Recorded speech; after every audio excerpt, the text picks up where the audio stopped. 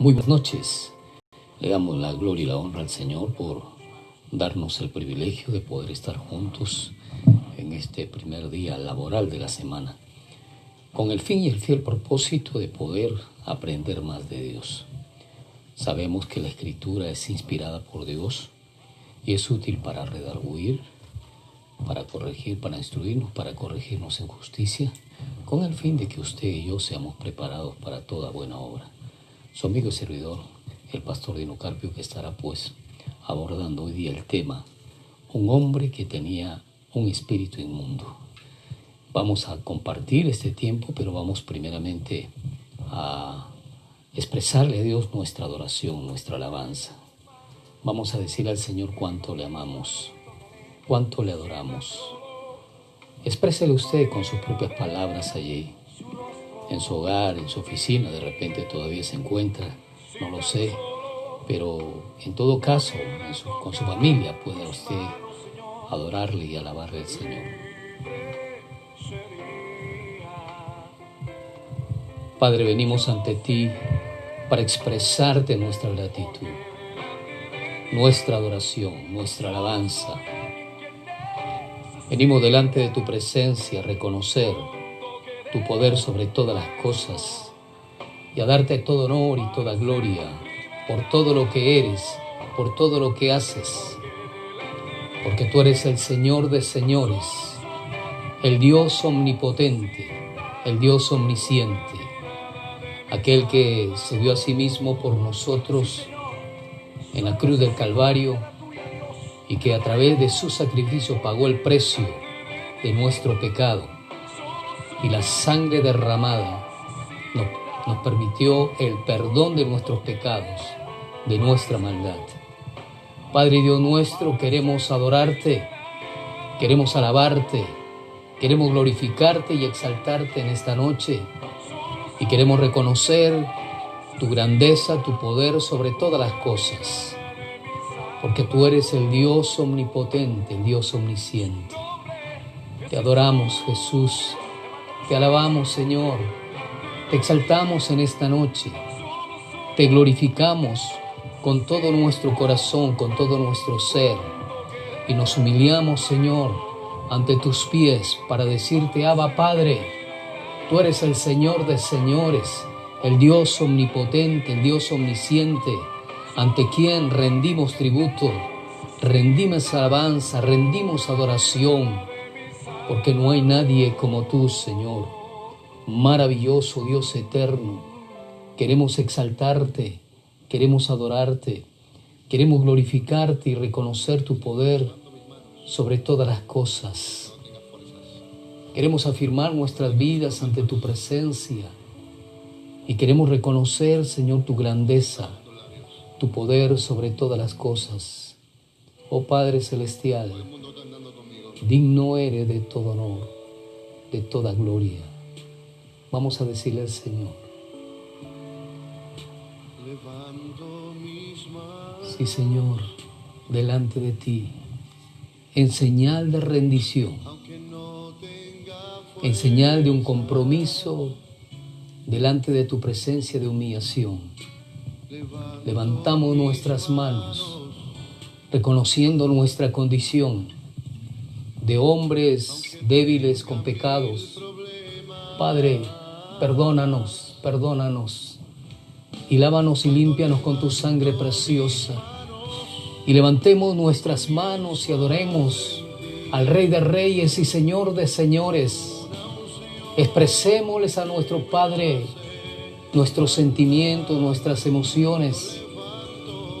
Padre, te adoramos, te alabamos, te exaltamos con todo nuestro corazón, con todo nuestro ser. Nos humillamos ante tus pies para honrarte, para alabarte, para glorificarte. Porque no hay Dios tan grande como tú, Dios de Abraham, de Isaac y de Jacob. Venimos ante tu presencia para reconocer tu grandeza, para reconocer tu soberanía, para reconocer tu omnisciencia y tu omnipresencia, Dios, porque no hay nadie como tú. Adoremos al Señor, Amado pueblo de Dios, ahí donde te encuentres, exprésale a nuestro Padre cuánto le amas, cuánto le adoras, cuánto le alabas. Exprésale a nuestro Dios cuáles son tus más íntimos anhelos y deseos con respecto a su obra, a su palabra. Y dile al Señor cuáles son las situaciones que en este momento de repente afectan tu vida. Oh Dios, venimos ante tu presencia para adorarte y alabarte, para glorificarte y exaltarte. Venimos ante tu presencia para reconocer ante los cuatro vientos que no hay nadie como tú y que eres digno de toda alabanza, de toda adoración. Maravilloso Dios eterno, te tributamos honor y gloria, te exaltamos con todo nuestro corazón y reconocemos tu soberanía, tu grandeza, tu señorío, tu poder. Rey de reyes, Señor de señores, Dios omnipotente, Dios omnisciente, te tributamos toda gloria, te tributamos todo honor, te exaltamos con todo nuestro corazón. Maravilloso Dios de dioses, adórale, alábale, exprésale al Señor cuánto le amas. Gracias, Jesús, por darnos este privilegio de poder acercarnos ante tu sublime presencia. Gracias, Dios, por concedernos el gozo de estar junto a ti para adorarte, para alabarte, para exaltarte y glorificarte. Maravilloso Dios eterno, tuya es la gloria, tuya es la honra, tuyo es el honor, tuyo el poder. Por eso nos rendimos ante ti, para expresarte nuestra gratitud, para expresarte nuestra alabanza, para expresarte nuestra adoración. Te glorificamos, te exaltamos, Señor, y te damos todo honor y toda gloria por todo lo que eres, por todo lo que haces y por todas las cosas que harás. Gracias, Jesús. Gracias por tu amor. Gracias por tu misericordia. Nos rendimos ante tus pies para honrarte, para alabarte, para glorificarte y para exaltarte, Dios de dioses y Señor de señores. Digno eres de todo honor, digno eres de toda alabanza, digno eres de toda adoración. En el nombre del Padre, del Hijo y del Espíritu Santo. Amén, amén y amén.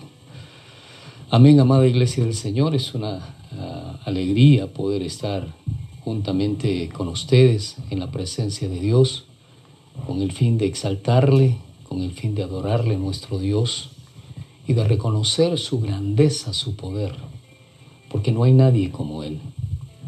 Nosotros, los mortales, los humanos con debilidades, con defectos, tenemos tendencia a tener limitaciones, unos más que otros, pero en todo sentido, usted y yo precisamos de la gracia y del amor de Dios.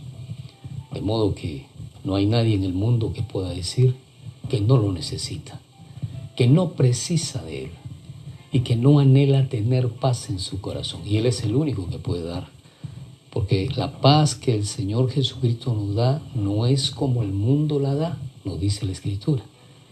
El mundo te da ciertas dosis de paz, aparentemente, pero son dosis que son pasajeras. Por ejemplo, si no tienes zapatos, te compras un par de zapatos y como que tú transpiras un poco de tranquilidad, pero no de paz. Si de repente sientes que necesitas casarte y después cuando tú te casas, como que viene también otra dosis de tranquilidad y de paz, pero tú no sabes qué es lo que espera después.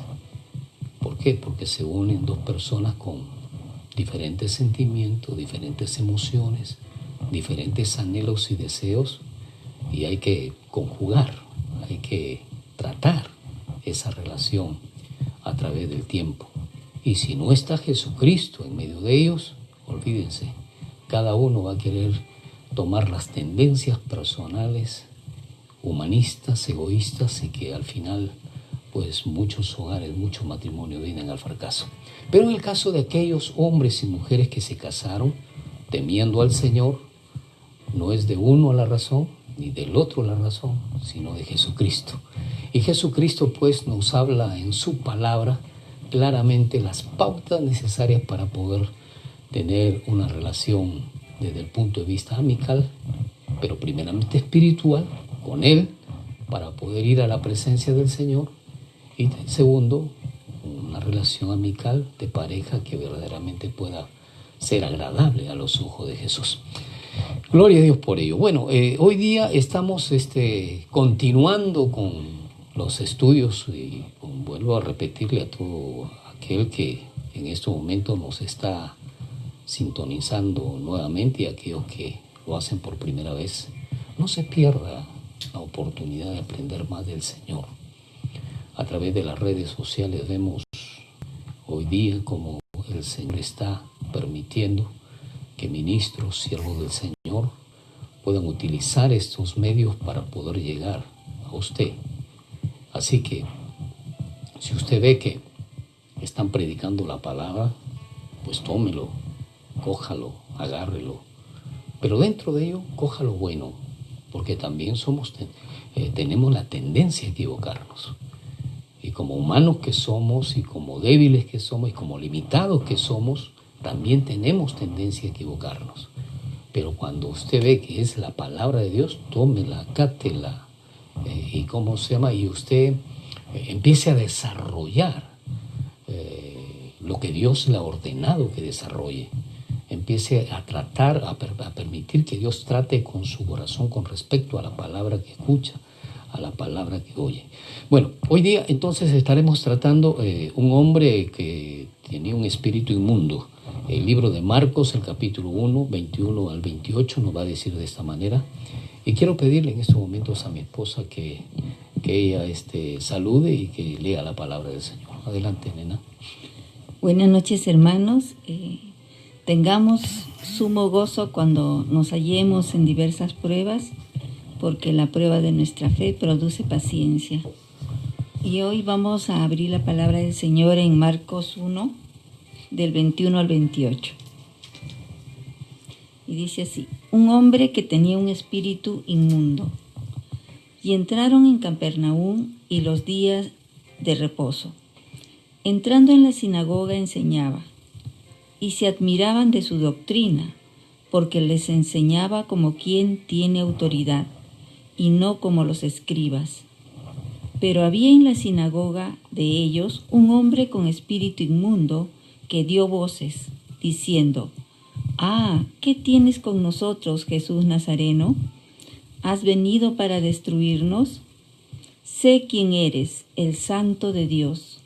Pero Jesús le reprendió diciendo: «Cállate y sal de él». Y el espíritu inmundo, sacudiéndole con violencia y clamando a gran voz, salió de él.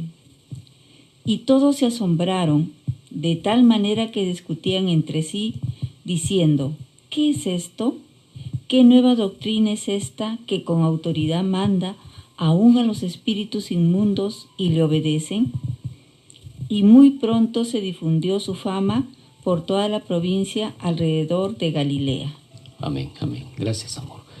Aquí vemos claramente cómo el Señor Jesucristo, al empezar y al continuar también la obra maravillosa de la extensión de la palabra del Señor, de su palabra, encuentra condiciones desde el punto de vista humanos con respecto a situaciones espirituales, en este caso, un hombre que tenía un espíritu inmundo. Pero antes hay dos versículos que son bastante vitales y bastante importantes que tomemos atención. Estos dos versículos nos van a hablar claramente que Jesús empieza a tomar a Capernaum como su nuevo hogar después de dejar Nazaret. Y es importante que analicemos esto. ¿Por qué? Porque El pueblo de Cafarnaúm era un pueblo próspero, era un pueblo de mucha categoría, era un pueblo comercial y se encontraba a orillas del norte del mar de Galilea.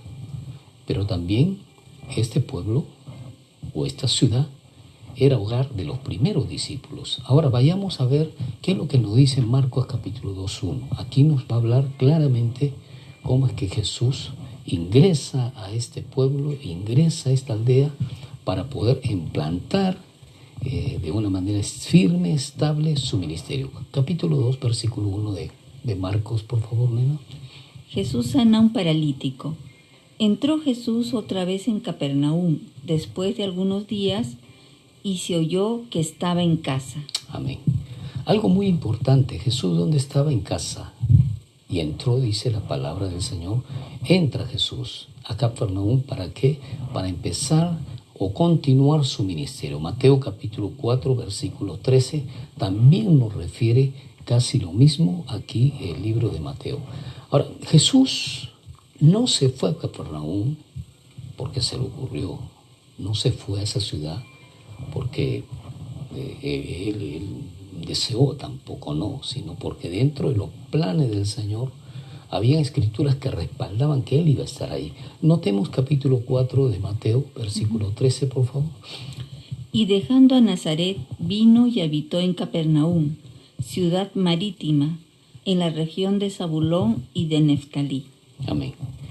Era una ciudad muy, vuelvo a repetir, muy próspera. Era una ciudad metrópoli, donde ingresaban diferentes personajes y diferentes miembros de diferentes regiones. Era una ciudad muy cautivadora, y aparte de ser cautivadora, era una ciudad no un poco, sino bastante corrupta.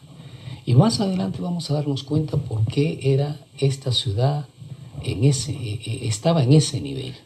Porque necesitamos entender, necesitamos observar, necesitamos cada uno de nosotros comprender las Escrituras para darnos cuenta que lo que vivió Jesús no fue fácil.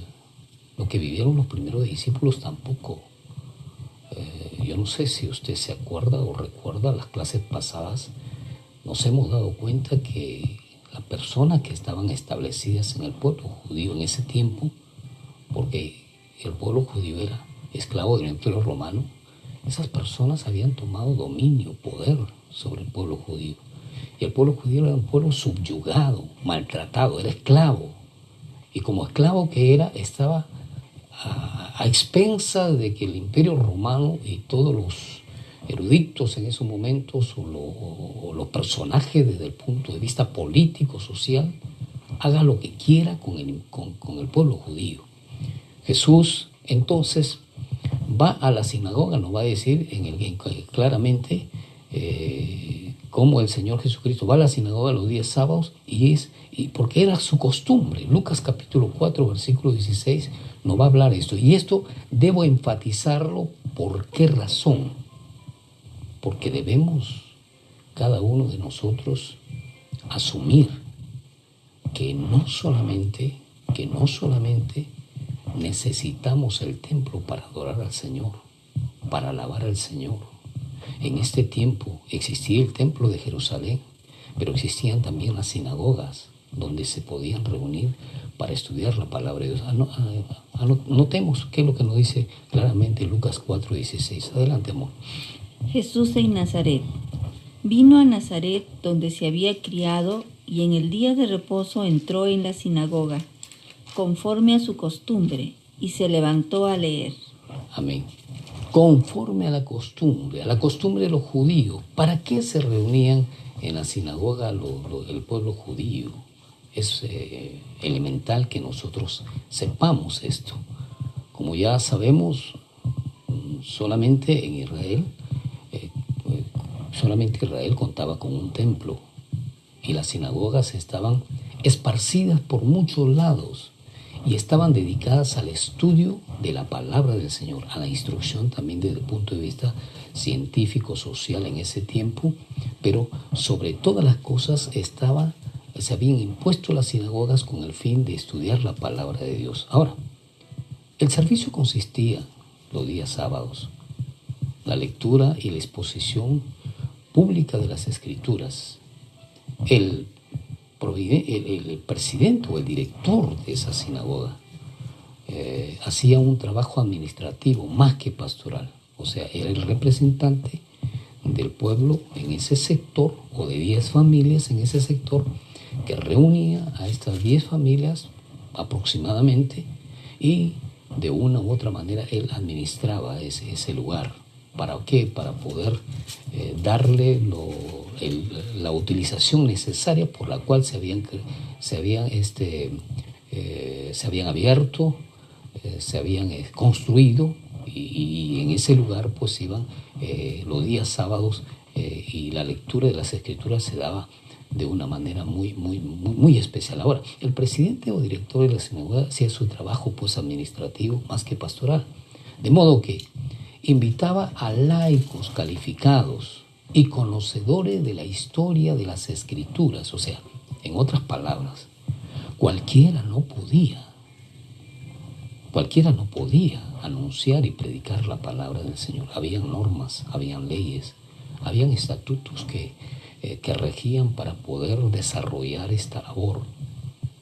Notemos entonces que los gobernantes de cada sinagoga calificaban como voz fresca y prometedora la exposición de aquellos que invitaban, como eran los publicanos, como eran pues los sacerdotes.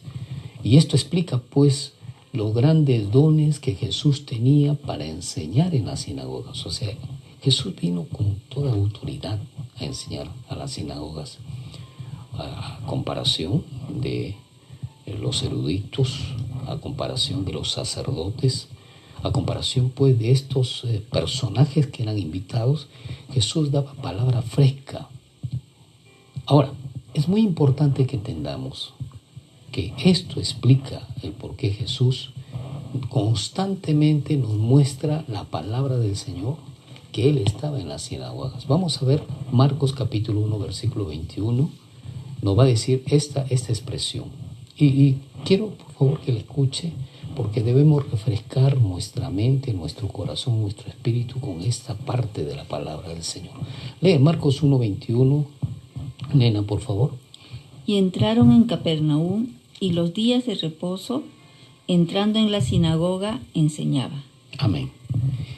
Entra a Capernaum, y en los días de reposo, que es el día entregado a Dios, es el día especial para Dios, entraba a la sinagoga y él enseñaba. El versículo 23, por favor, nena, ahí mismo.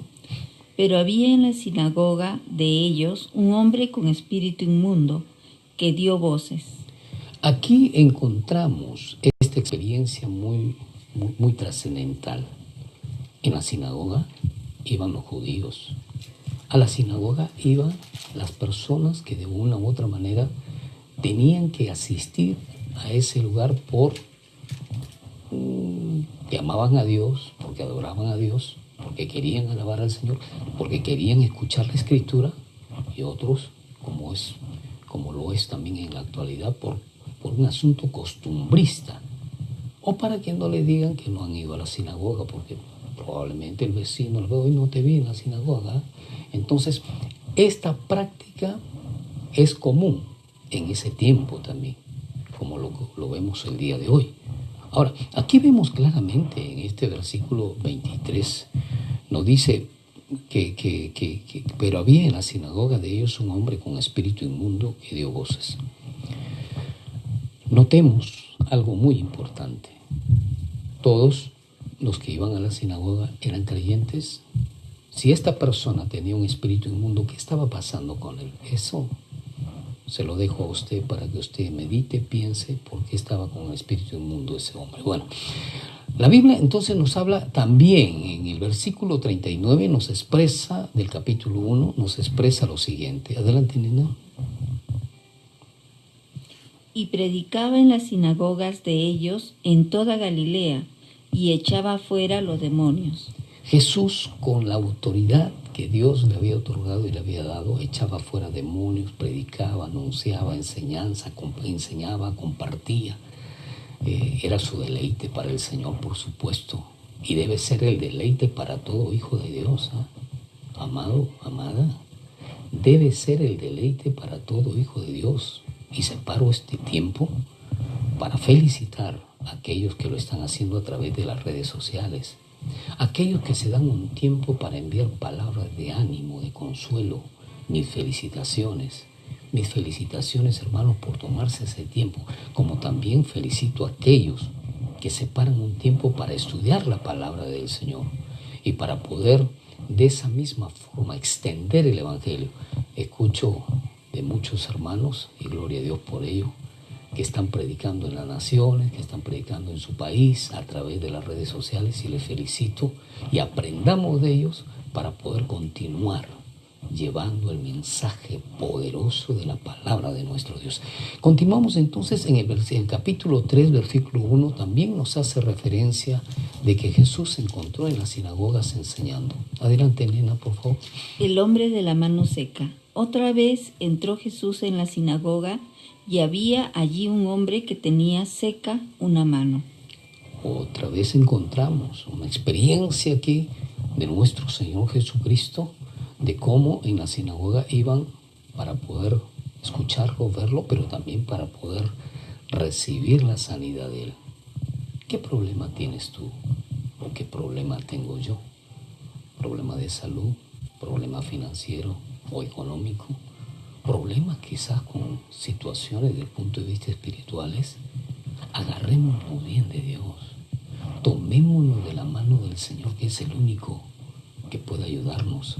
Es el único que puede fortalecernos en un momento de debilidad.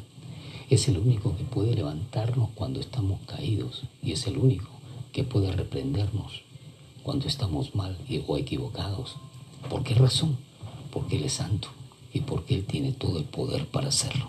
Continuamos entonces el capítulo 6, versículo 2. Nos va a decir también otra experiencia. Y llegado el día de reposo, comenzó a enseñar en la sinagoga, y muchos, oyéndole, se admiraban y decían: ¿de dónde tiene estas cosas? ¿Y qué sabiduría es esta que le es dada? ¿Y estos milagros que por sus manos son hechos? Ahora, notemos lo que nos dice aquí este versículo. Es importante que cada uno de nosotros veamos el despliegue de nuestro Señor Jesucristo ya en este capítulo 6 y en este versículo que estamos tomando, versículo 2. ¿Cómo es que la gente empieza a seguirlo a Jesús? Y empieza por las sinagogas. Volvemos a repetir, en las sinagogas se reunían para estudiar la palabra, para estudiar desde el punto de vista también científico los días de semana, pero los días de reposo se reunían para estudiar la palabra. Y ahí Jesús entonces dice la palabra del Señor, que empieza a enseñar en las sinagogas y muchos oyéndole se admiraban. ¿Por qué Jesús causa tanta admiración? Es porque Él tiene respuestas para todo. Es porque Él, las dudas más intensas o más, si puedo decir esta palabra, si vale esta palabra, más sofisticada, Él tiene la respuesta para ello. Pero si no te la da, es porque tú y yo no estamos preparados para recibirla. No es porque no la sepa. Él tiene todas las respuestas que nuestra alma y nuestro ser necesita. Él tiene no solamente todas las respuestas, sino tiene todo el poder para ejecutar y realizar lo que a ti y a mí nos falta y lo que no podemos nosotros alcanzar. Porque Él es el Dios, Él es el Señor de señores, y a Él tenemos que rendirle tributo, honor y homenaje, no cuando estamos en necesidad, no cuando precisamos de Él algo, no, sino todos los días de nuestra vida. Por algo, el primer mandamiento: amarás al Señor tu Dios con todo tu corazón, con toda tu alma, con todas tus fuerzas, con toda tu mente. De modo que, amigo, amiga, amemos a Dios con todo nuestro corazón, con toda nuestra fuerza, nuestra mente, con todo nuestro ser. Amémoslo. Agarrémonos del Señor mucho más ahora. Ya nos damos cuenta qué es lo que está pasando en las naciones. Usted lo sabe más que yo. Por tanto, no debemos desestimar la gracia y la gloria de nuestro Señor Jesucristo.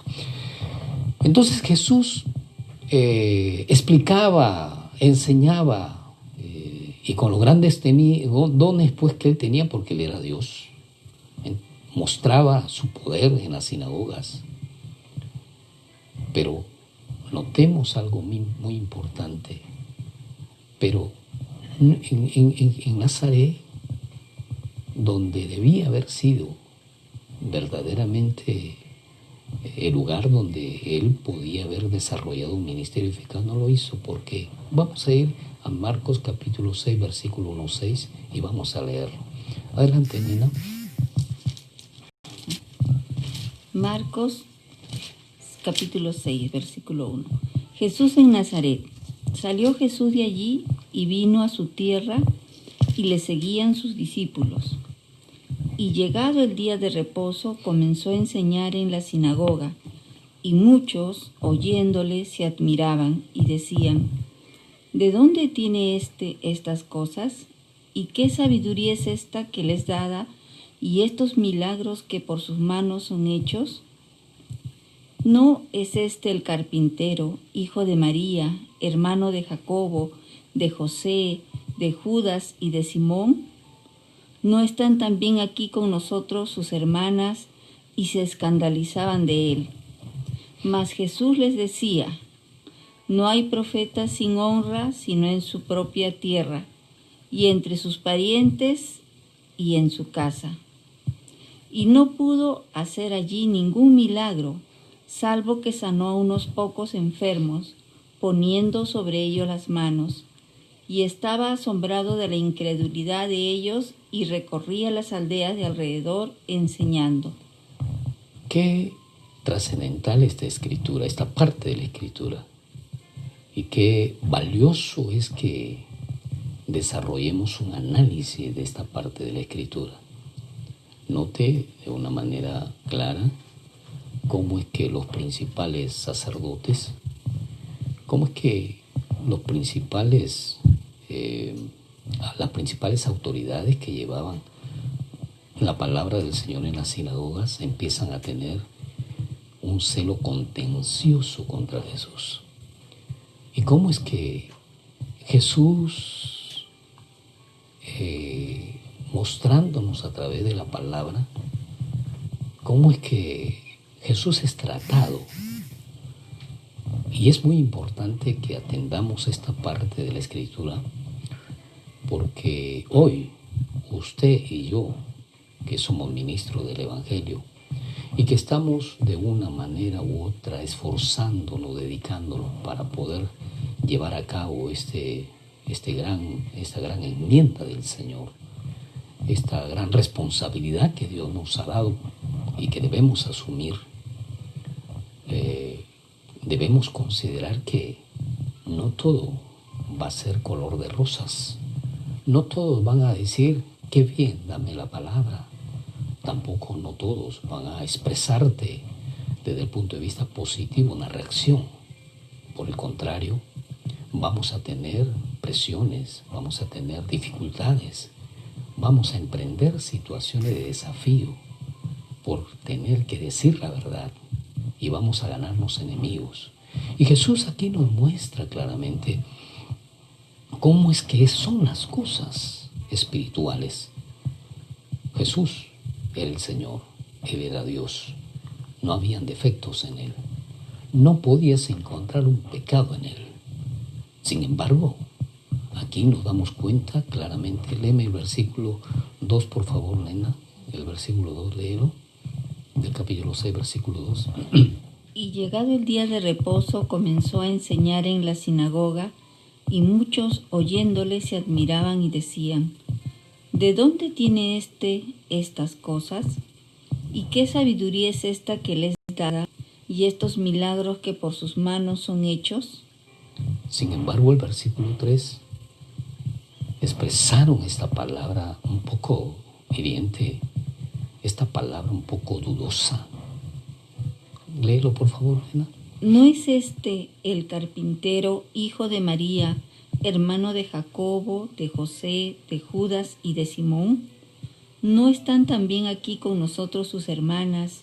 Y se escandalizaban de él. Y se escandalizaban de él. Pero antes infirieron una pregunta desde el punto de vista acusativo, como quien diciendo con desprecio: ¿no es este acaso el hijo del carpintero? ¿No es este el carpintero, hijo de María y hermano de José y de Jacob y de José, de Judas y de Simón? ¿No están también aquí con nosotros sus hermanas? Y se escandalizaban. Esa actitud despectiva, despreciativa, usted y yo en muchos momentos probablemente lo vamos a encontrar. Este que me dice, ¿qué me viene a autorizar esta persona? ¿Por qué me viene a predicar? ¿Acaso soy pecador? Muchos dicen. ¿Acaso él conoce mi vida, que viene a tratar de inferirme, criticarme, qué sé yo? O pueden decir muchas cosas. A Jesús se lo hicieron. ¿No es este acaso el hijo de María? ¿Cómo viene él a enseñarnos esto? Está bien, había un sector de personas que se maravillaban, había un sector de personas que lo aceptaron a Jesús por la doctrina y por el poder que tenía la palabra, pero sin embargo había otro grupo que empezaban a escandalizarse.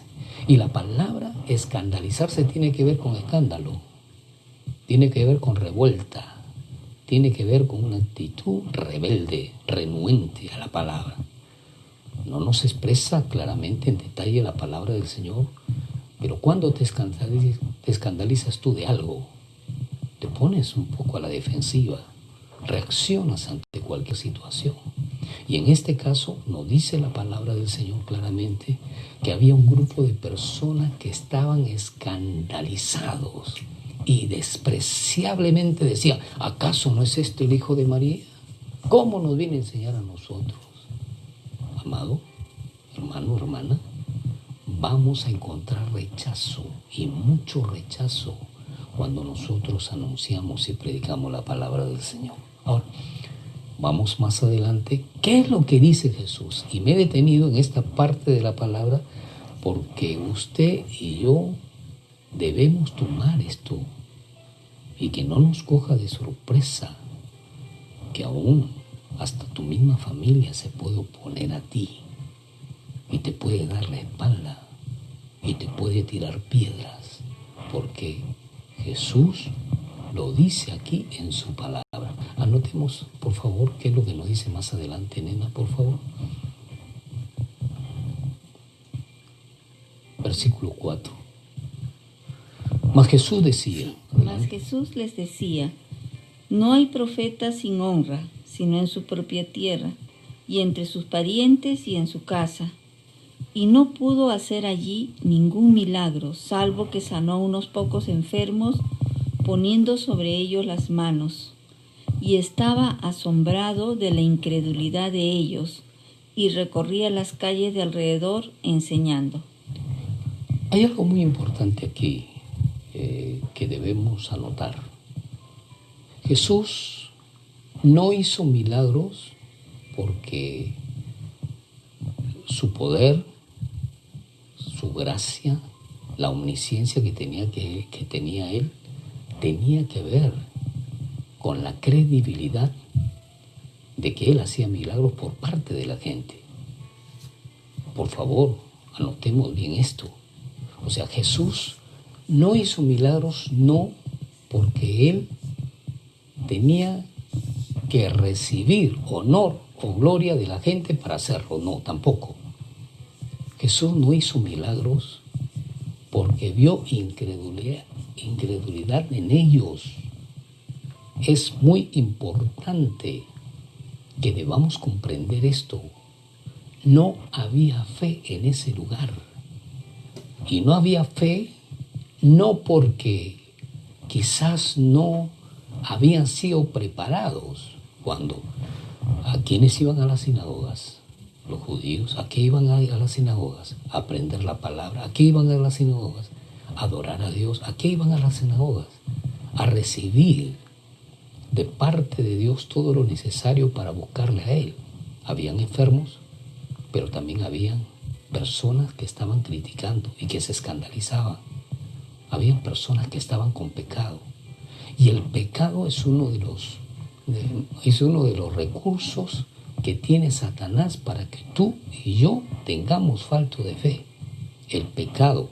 Por eso es que nos inquieta, por eso es que nos seduce, por eso es que nos pinta las cosas de una manera extraordinaria para que nosotros agarremos sus redes y pues caigamos.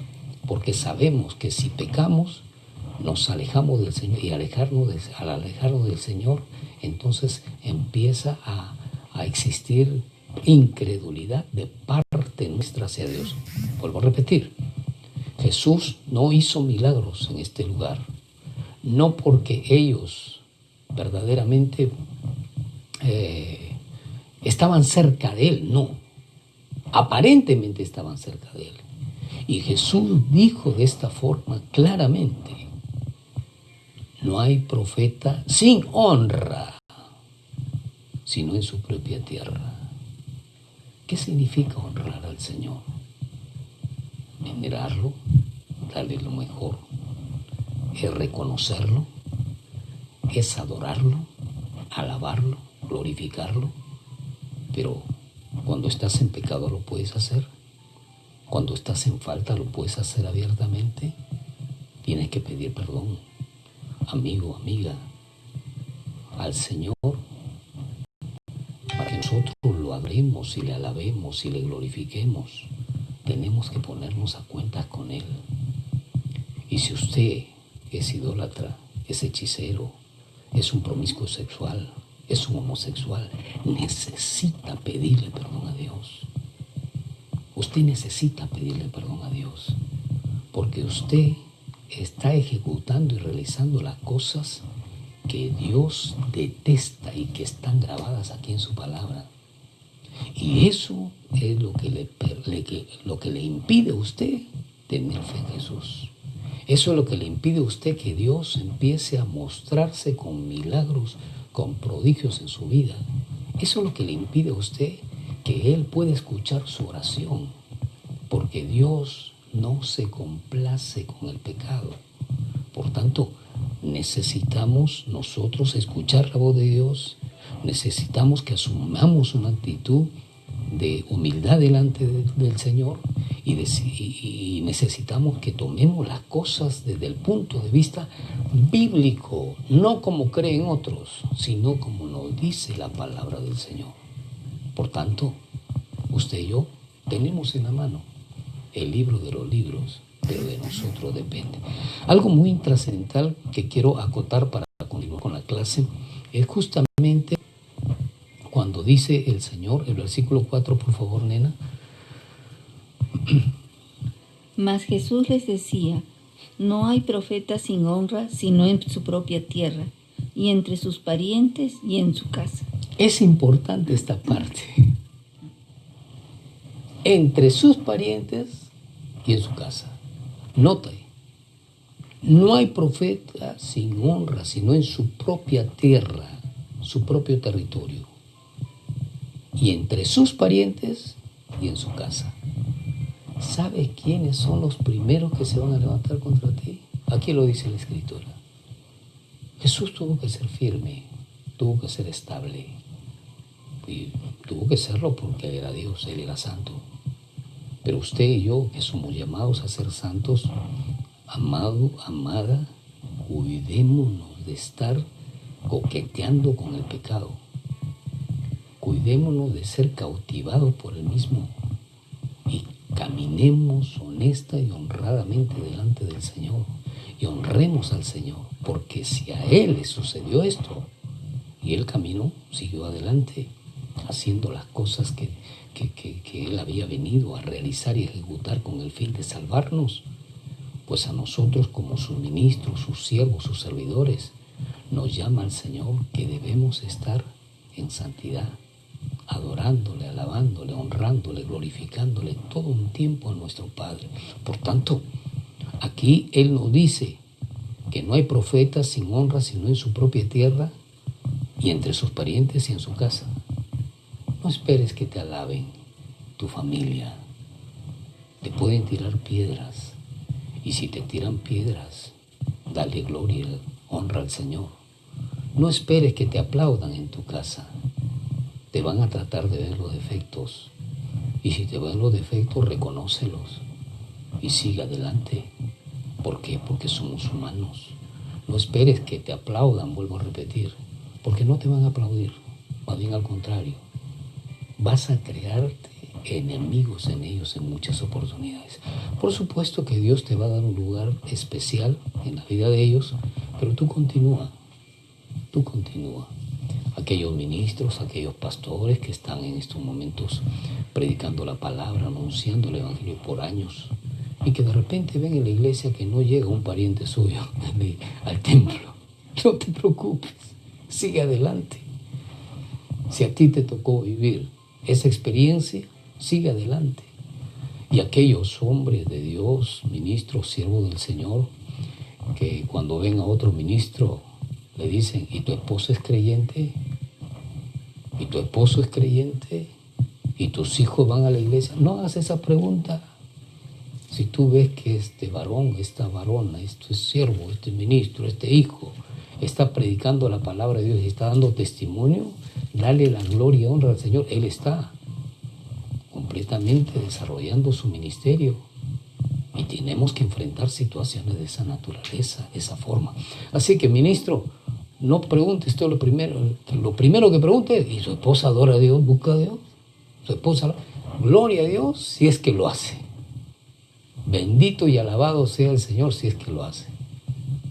Y gloria al Señor por aquellos hermanos que se casaron en el Señor y que los dos se casaron en el Señor y que están sirviendo a Dios.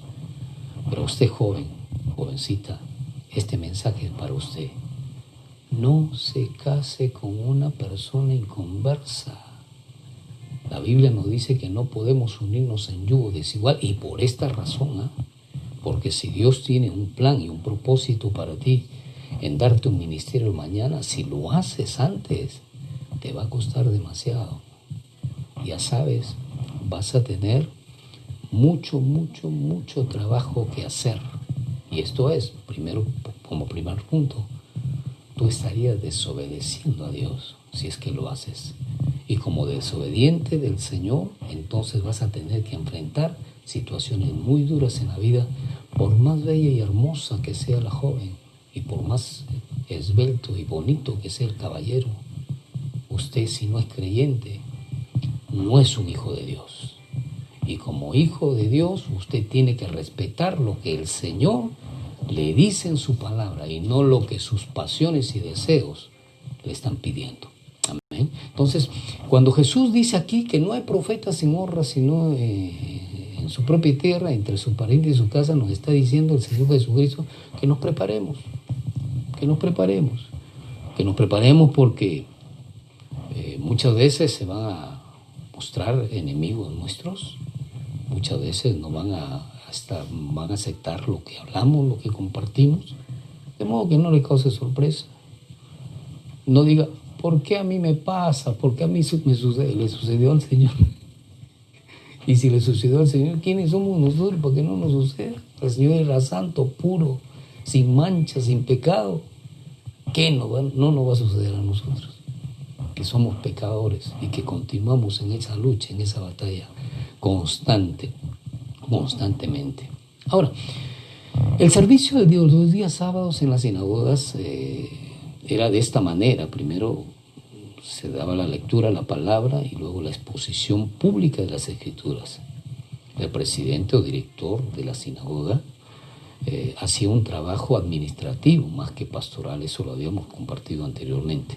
Y esto es importante que lo atendamos. ¿Por qué razón? Porque hoy, probablemente, ahí en su casa, ya estamos haciendo lo mismo. Pero no estamos haciendo lo mismo con las familias de la calle, sino con nuestra propia casa. Respalda la palabra del Señor, que no estaban en el templo, sino estaban en las sinagogas. Y las sinagogas eran preparadas justamente para estudiar la Escritura. Y tómelo así, que es su casa hoy. Pero estudie la palabra conscientemente, desarrolle las cosas de Dios. Si quiere usted hacer un culto en su casa con su familia, hágalo, adore, alabe, glorifique al Señor. Y bueno, no tiene la oportunidad de repente de invitar a un ministro, a un siervo del Señor, usted levántese y hágalo, pero estudie la palabra conscientemente. Hablemos un poco de Capernaum. Capernaum era, vuelvo a repetir, aparte de ser una ciudad marítima y comercial, era muy próspera. También abundaba el pecado y la decadencia moral, debido a que Capernaum era establecida también como el cuartel general de muchas tropas romanas, en la que predominaban las influencias paganas de todas partes del imperio romano. Se daba cultura a los dioses de Roma. Era el lugar ideal para que Jesús entonces confrontara a judíos y a gentiles con las noticias del reino de los cielos. También hablemos un poco de las sinagogas. Vuelvo a repetir, en el tiempo de Esdras, 450 años antes de Cristo, muchos pueblos de Israel se establecieron estas sinagogas, estos lugares, estos locales, para que sirvieran como lugares de educación y adoración a Dios. De educación desde el punto de vista cristiano y científico para el pueblo los días de semana, y también de adoración y de alabanza al Señor los días sábados, que eran los días del Señor. Un grupo de 10 familias podía comenzar una sinagoga. Y allí durante la semana, pues los niños varones se les enseñaba, vuelvo a repetir, la ley del Antiguo Testamento, la religión judía, algunos temas desde el punto de vista científico, sociales, pero las niñas, mujeres, no se les permitía asistir. Note claramente qué es lo que pasaba en ese tiempo en el pueblo judío. La mujer era minimizada, la mujer era desde el punto de vista no tomada en cuenta dentro de las labores sociales. Hace algunos años atrás existía también en nuestras comunidades, decían la mujer a su casa y el hombre al trabajo. Y algunos todavía siguen con ese concepto. Pero si nosotros nos damos cuenta, la mujer cuando se levanta y empieza a hacer las cosas de Dios, es más poderosa que el hombre, y gloria a Dios por ello. ¿Y por qué razón? Porque la mujer tiene atributos muy grandes de parte de Dios que no tenemos los hombres. Vuelvo a repetir, creo que en alguna de las clases dije esto: la mujer puede desarrollar sus 2 hemisferios mentales a la vez, el hombre no. Para hacer trabajar su hemisferio izquierdo tiene que descansar el derecho, y para hacer trabajar el derecho tiene que descansar el izquierdo. Por eso es que nosotros somos directos, pero la mujer no. La mujer puede hacer trabajar los 2 hemisferios. Por eso es que la mujer puede hacer y realizar cualquier cosa en el hogar. Cocina, lava, plancha, cose, está pintando, qué sé yo. O sea, la mujer tiene esa habilidad. Y la mujer, como tiene esa habilidad, tiene la propensión de aprender más cosas que el hombre y tener más experiencias que el hombre. ¿Por qué? Porque criar un hijo no es fácil. Y si tiene 2, mucho más. Si tiene 3, 4, 5, 6. En el tiempo judío tenían de 7 para arriba. Y algunos hogares todavía tienen esa cantidad de hijos. Entonces, la mujer está preparada, capacitada para poder desarrollar un ministerio efectivo y eficaz. No hay una persona más experimentada que la mujer con respecto a las relaciones familiares. ¿Por qué razón? El hombre se va a trabajar y la mujer, la esposa, la mamá, la ama de casa, se queda desarrollando toda una cantidad de destrezas para poder atender a uno, a otro y todas las responsabilidades del hogar. Por ello, yo admiro a las mujeres, y las mujeres que tienen hijos mucho más, me saco el sombrero delante de ellas. ¿Por qué? Porque tienen mucho que enseñarnos a nosotros. Así que no minimicemos a la mujer, caballero, porque tú eres el primer hijote de repente de ella. ¿Entiende? Entonces es necesario que entendamos esto, que en el tiempo de Jesús existía ya también esa marca de tener a la mujer, a tenerla en el segundo lugar, en el segundo plano. Entonces cada día sábado, el día de descanso, de reposo, los hombres judíos se reunían para escuchar las enseñanzas de un rabino o de un sacerdote. Debido a que las sinagogas no tenían maestros permanentes ni tampoco rabinos, era costumbre que el líder o el presidente o el administrador le pidiera a los visitantes que llegaban en algún momento que tomaran la palabra. Y eso es lo que pasaba con Jesús. Pues esta era la razón por qué Jesús enseñaba fundamentalmente la palabra de Dios en las sinagogas, ¿no? Que visitaba. Y por eso lo vemos a nuestro Señor Jesucristo en muchas partes de la palabra del Señor, que nos muestra que Él estaba constantemente enseñando la palabra de Dios. Ahora, quiero detenerme en esta parte un momento. Mayormente nosotros hemos conceptualizado a Jesús, o nos hemos imaginado a Jesús que está predicando en las calles con masas, porque eso es lo que hemos estudiado y lo dice la Escritura. Pero poco nos hemos imaginado o hemos visto a Jesús como un maestro que está desarrollando pues el arte de la enseñanza a pocas personas, ¿no? Aproximadamente 10 familias entraban en la sinagoga. Aproximadamente 10 familias entraban en la sinagoga. Esto quiere decir que si eran 10 miembros de la familia, de cada familia, habían aproximadamente 100 personas. Y Jesús enseñaba en las sinagogas. Eso debemos tenerlo en cuenta.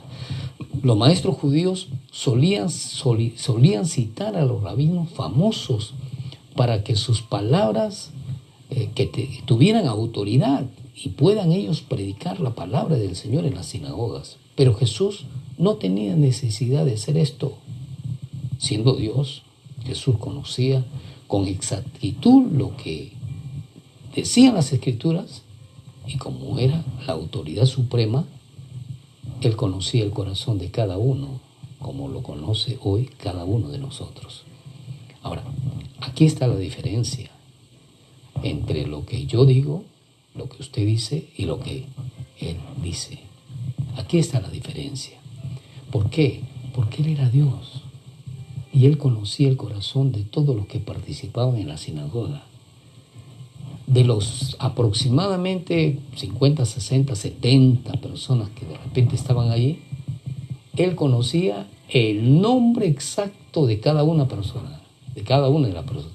Conocía la fecha de nacimiento y conocía qué es lo que estaba pasando en su vida en ese momento.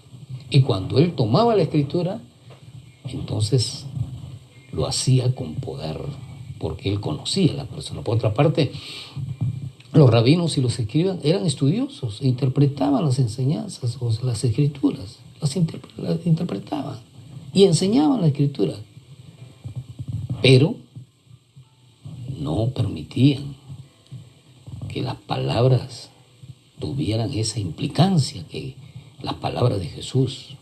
Ellos eran conservadores, ellos eran reservados, daban juicios basados en precedentes, es decir, derivando la autoridad de su conocimiento a las autoridades que ellos citaban.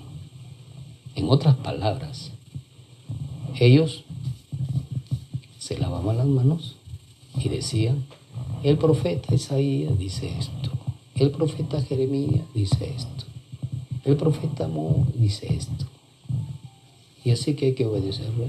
¿Por qué razón hacían esto ellos? Tienen sus implicancias, tienen sus razones, pero sobre todas las cosas ellos no lo hacían. ¿Por qué? Porque el Señor Jesús era el Dios mismo y Él tenía el poder para hacerlo. Para este tiempo entonces Jesús Para el tiempo de Jesús, los rabinos y los escribas ya eran poderosos y disfrutaban de una considerable aceptación como el día de hoy. Nosotros nos damos cuenta que los mejores asientos a veces son para ellos y también eran para ellos. La gente se ponía de pie cuando ellos entraban a algún lugar y la gente los llamaba rabí, que significa maestro o grande. Pero el único rabí era Jesús.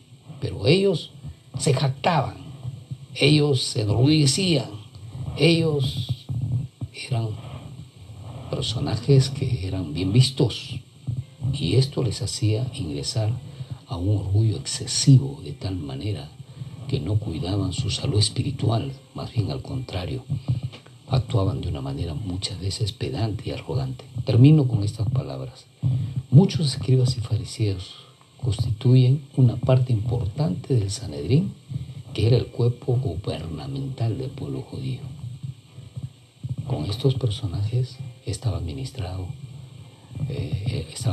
las cosas espirituales del pueblo judío. Por eso es que vivía en pecado. Por eso es que, lamentablemente, cuando Jesús vino, no encontró fe en la tierra. ¿Por qué? Porque estos personajes estaban en pecado y hacían las cosas desde el punto de vista geopolítico, notemos claramente, y lleno de orgullo. Terminamos esta secuencia y nos volvemos a encontrar el día de mañana. Dios me los bendiga.